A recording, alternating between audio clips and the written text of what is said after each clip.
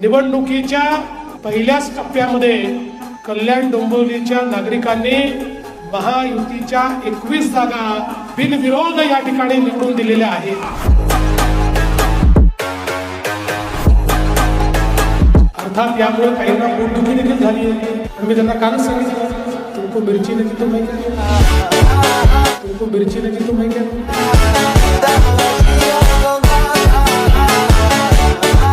आता जर तुम्हाला या ठिकाणी उमेदवार मिळत नाहीये आणि या कल्याण डोंबिवली महानगरपालिकेचा विश्वास, इथल्या जनतेचा विश्वास हा जर या ठिकाणी आमचे रवींद्र चव्हाणजींवर आहे आणि त्यामुळे ते जर आम्हाला बिनविरोध या ठिकाणी निवडून देत आहे तर तुम्हाला काय होतं?